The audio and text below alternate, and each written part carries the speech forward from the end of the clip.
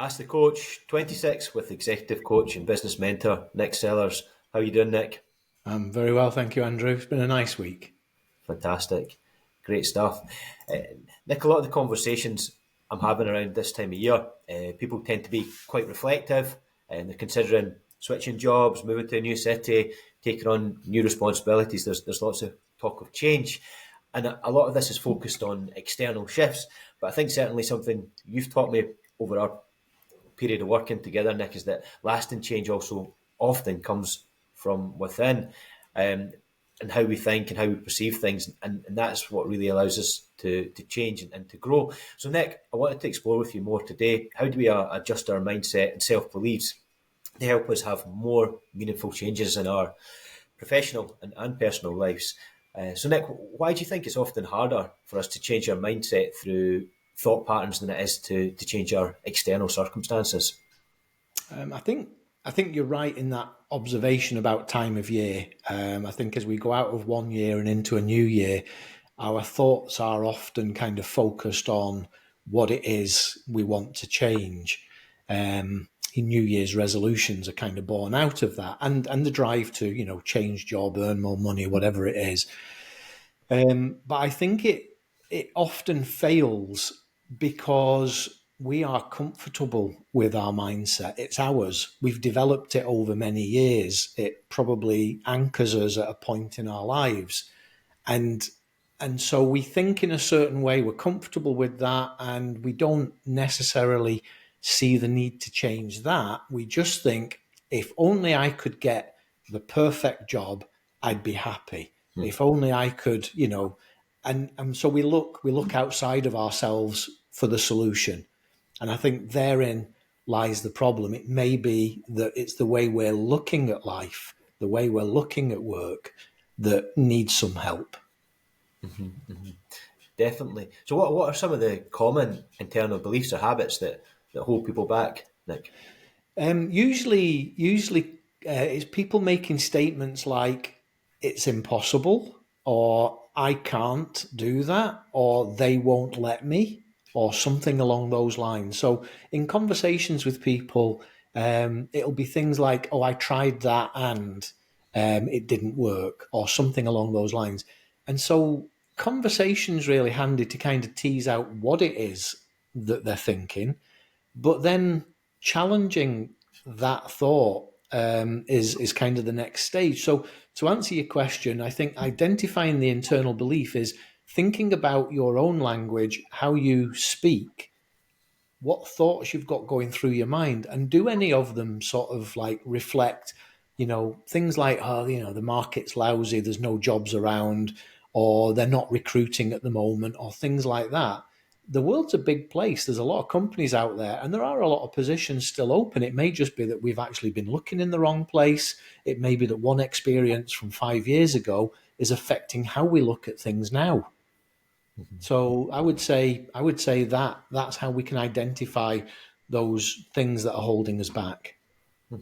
Something I do fairly often, Nick, it's probably common, and you can tell me if a lot of people you work with do the same things. I'll tend to overthink things and overthink things to the point of, and it's an exaggeration, paralysis. So I won't actually end up doing what I need to do because I'll overthink it to the point I just don't end up doing it. Is that common for people to become too reflective or overthink things, or is that a Yeah. bad trait of mine? Yeah, it is. It is common, and it's not just overthinking; it's also underthinking as well. So, I would say that if thinking about something is on a spectrum, I think people often polarize. They'll either not give enough attention to something, or they'll overdo it. And it's when we overdo one aspect of it that it starts to become harmful for us, because paralysis by analysis and all of that. I think you've heard me talk in the past about taking a clean sheet of paper Yep. and writing down pros and cons. That approach, maybe not necessarily pros and cons, but that approach is really helpful for us to start with a clean sheet of paper and actually start to write down what's going through our mind, why we don't think something will work, why we think it might work if we tried a different approach, what we could do. We're kind of assessing our options by doing that. Definitely. So that's my next question, Nick. So what are the practical steps that we can take to start shifting our mindset from limitation to potential and growth? How do we change that? You start by Yeah. writing things down. Well, start by writing things down. Start by assessing yourself what it is that you might be thinking that's holding you back. Start thinking, assessing what it is that you're looking at that actually, whilst you think it's positive, actually it's holding you back. Mm-hmm. You know, it's like putting the blame somewhere else. It's everybody else's fault that I'm not, when actually it might just be that I'm not putting the effort in the right place. I'm not spending enough time.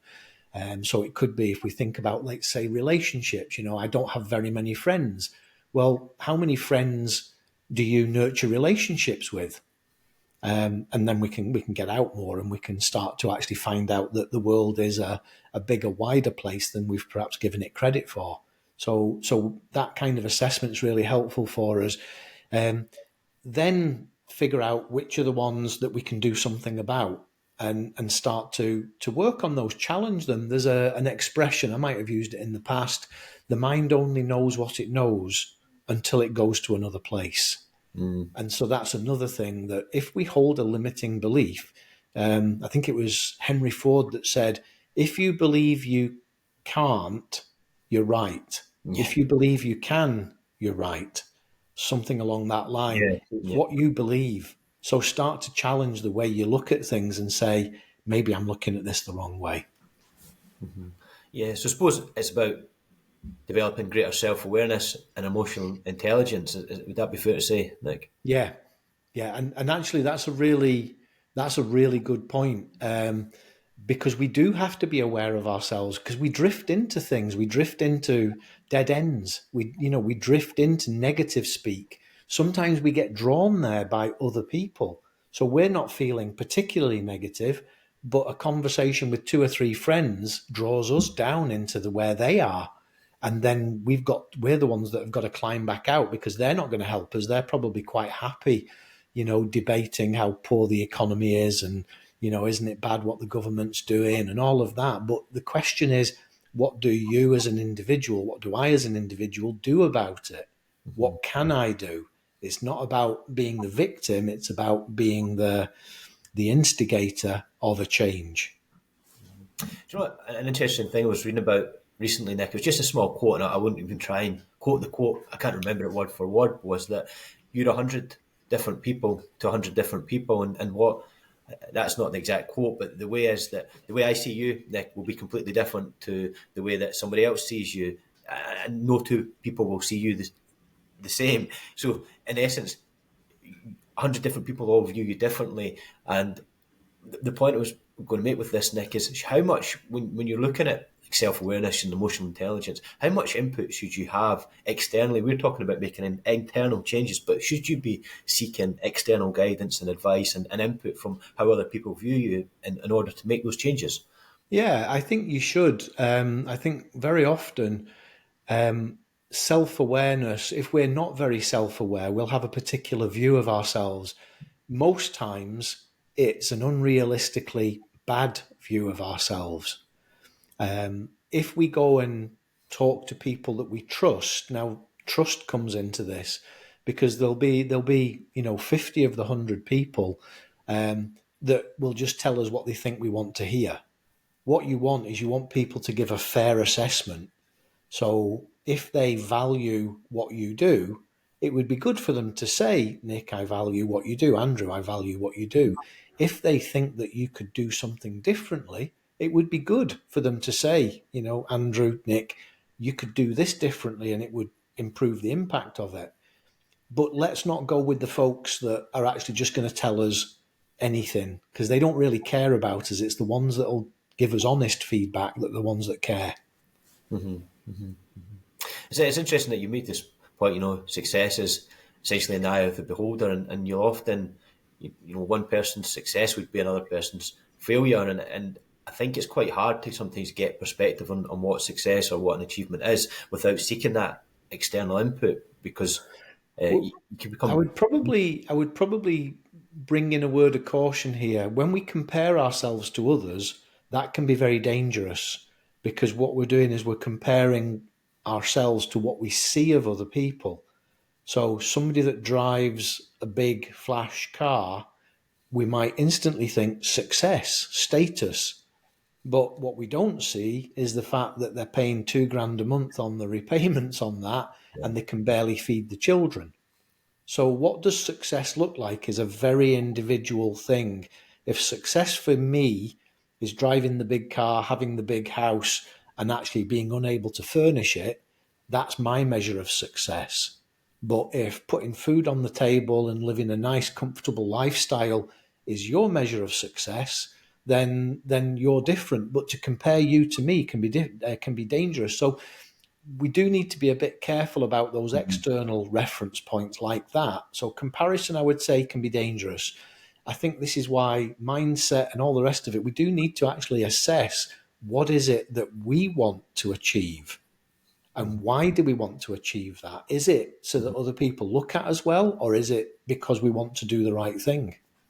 I think it can be quite challenging, Nick, obviously, because society has quite a strong way of portraying success, or there's Yeah. certain ways that success is portrayed in society, and I think it does take a lot of a lot of self awareness and a lot of determination to not, if you feel that your achievements are something that society maybe doesn't value, but that's something you value deeply as a person, to strive to achieve those goals. It's probably tough. Most of the goals, my goals, are probably fairly aligned to what society would say was successful. I know people who go and pursue completely other goals that wouldn't necessarily be perceived as success in society. And I think it takes a lot of courage and conviction to be able to do that. Yeah, I think we live in society. We have to abide by society's rules, the laws of the land.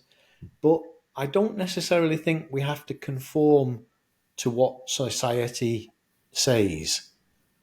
We don't want to break the law. I don't think we should break the law, but I do think that there are norms in society that we can challenge. And maybe we don't have to fit the mold that others think is normal for us. And we can challenge that. It's like, well, why do I have to compare myself to somebody else to measure success that way? Why do I have to think the way that society thinks is the right way?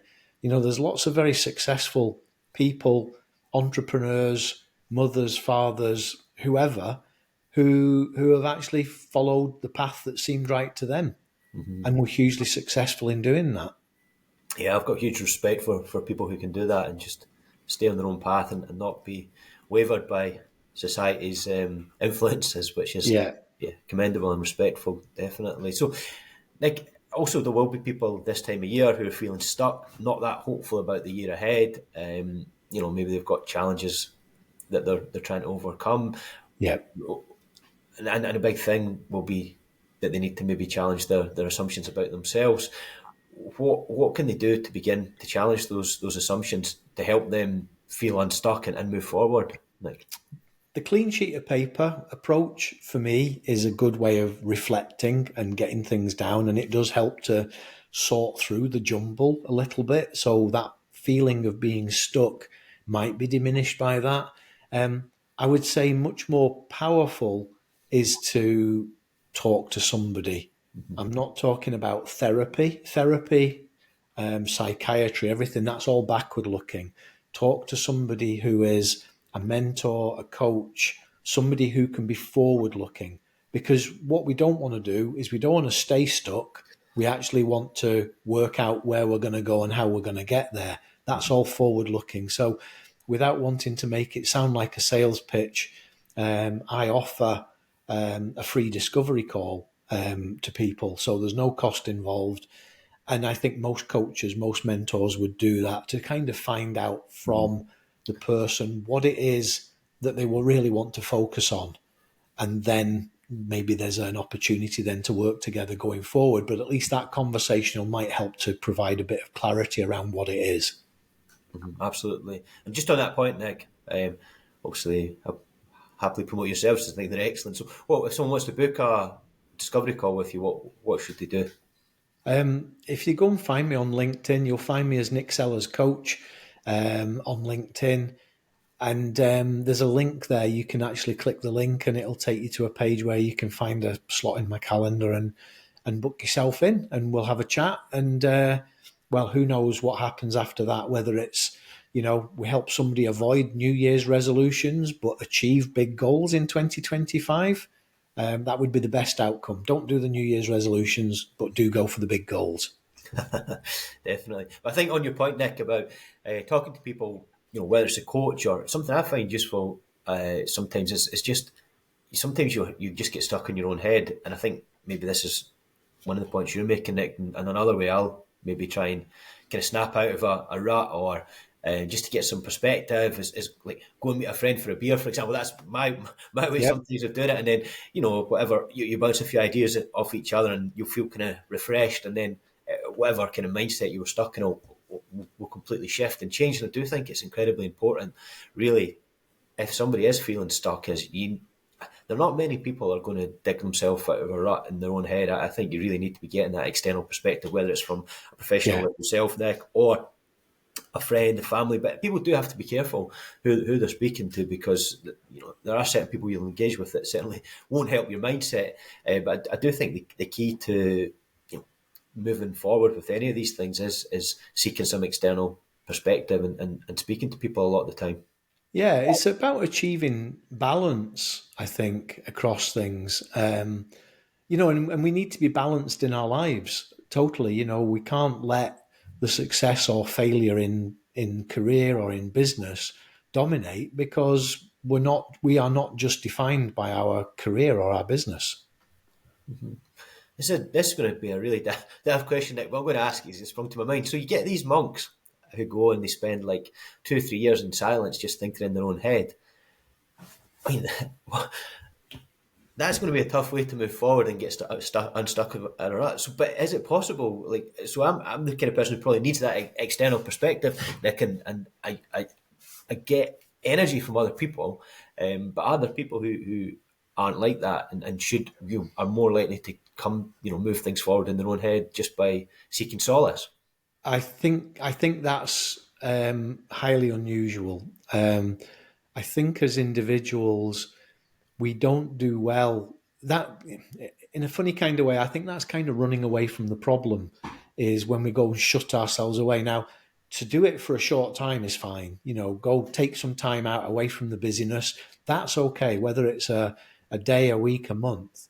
But when we kind of go maroon ourselves on a desert island without any ability for anybody to interact with us, then we're actually really going to get so. I use the word institutionalized a lot when I'm talking about people that work for large companies, but we can actually become institutionalized even in our own circumstance. So when we are totally by ourselves, we're probably, the most talented, the most handsome, the most holy person that we know, because we're in a circle of one. And so I think it gets dangerous when we just look at isolation as being the means of sorting ourselves out. I think we do need interaction with others who are loving enough, caring enough, sensible enough to help us work through what it is we're unsure about or what we're locked in with. Yeah, suspected that, Nick. I didn't think the solace route was really the best route for most. I never suspected you thought it was the right idea. But ask the question. So we've also talked a lot about, from a personal perspective, how we can make those changes in our own mindset. But for business leaders or leaders in society who have teams working for them, how can they help team members embrace internal change? I think one of the key things about change is that people need to be on board with it. And I think so often team leaders, chief executives impose change, and the hearts and minds of people are not with them. So if I give an example, while the CEO says we're going to go for 25% growth in revenue this year and 40% growth in profits, yeah, that's a great objective to have. It's a great goal. You announce it to the whole workforce, and there'll be some people that are energized and buzzing, and there'll be others who'll be thinking, I don't see the kids well very much anyway. This is just going to make it worse. So I think, the hearts and minds of everybody that's involved, I think people have to know what's in it for them. And so big growth, profits, all the rest of it, if there is going to be something in it for the people that work in the company, tell them what you hope it's going to be. Get them on board. Yes, it's going to be hard work. We've got big goals this year, but what we're aiming for. And don't tell the workforce that it's to improve shareholder value, because the workforce doesn't have anything to do with shareholders. But the workforce have got mortgages to pay, and they've got families to look after, and all of that. They've got holidays that they want to take. So improving shareholder value is of no consequence to them, to those individuals. But if there's the possibility that bonuses will improve, if there's the possibility that pay rises will be given, that promotions will come, those are all things that are going to engage people. So every stakeholder group within a company has their own "what's in it for me" question when there is the kind of the corporate announcement, and that's what needs to be addressed. How is each stakeholder group going to be addressed? But do you think it is for managers and business leaders to suggest to staff that they need to make internal changes, or is that something is that crossing a professional boundary, Nick? Sorry, could you repeat that question to me again? So do you think would it be suitable, or do you think it is essential or necessary that managers or business leaders suggest to staff that they need to make, or they suggest they make internal changes in their mindset, or is that kind of crossing a professional boundary? No, I don't think it's crossing a boundary. I think it's actually really helpful, but there is a danger that it's taken badly. So I think that's a conversation that needs to be prepared for. So no, I don't think it's crossing a professional boundary at all. In fact, I actually think it's really helpful that if there is a characteristic or a behaviour that's observed in somebody, it has to be brought out into the open if it's destructive or if it's holding somebody back. So somebody might have destructive behaviour in that, they're constantly making sarcastic remarks to people all around them about everything. Well, that's not positive. It's not helpful. It's not kind. And so that we need to get to the root of that, and how can that person stop being quite so sarcastic, start to actually see the world through a different lens, where instead of being sarcastic, they might start to encourage people. And then that builds the team up. Somebody else has got a problem with timekeeping. They're constantly late, coming back from breaks, coming back from lunch, arriving in the morning.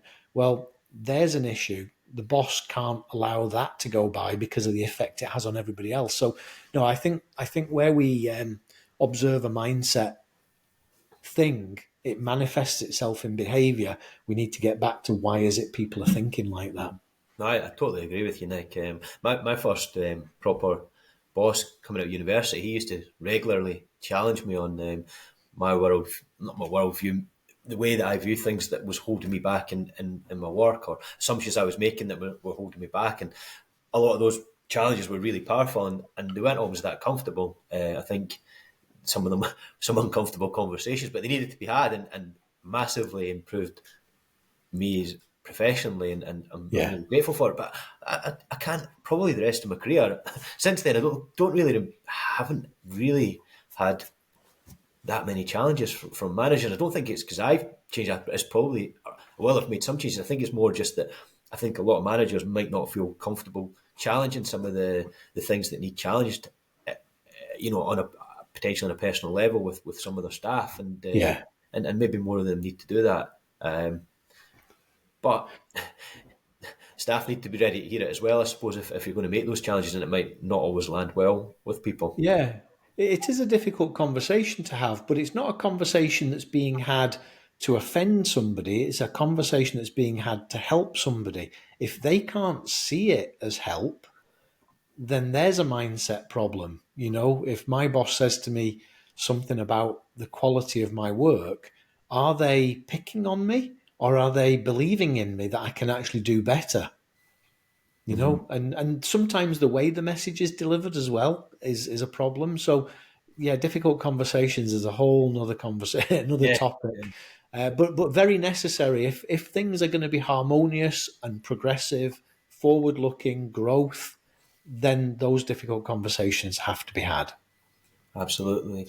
Definitely, I agree with that, Nick, wholeheartedly. And what advice, Nick, would you give just to wrap things up to someone who feels overwhelmed by the idea of changing themselves on a fundamental level and they're feeling stuck going into the new year? What advice would you give to them? I think the first thing is believe that you can change. Where you are now is not where you need to remain. Change is possible. So that's the first thing to say. It's easily said, not so easily grasped by somebody who is overwhelmed, because at the end of the day, you're kind of sitting at the bottom of a well and you don't know how you're going to get out of it. So first thing to do, believe that there is a way out. Second thing is, don't think that you're going to get out in one step.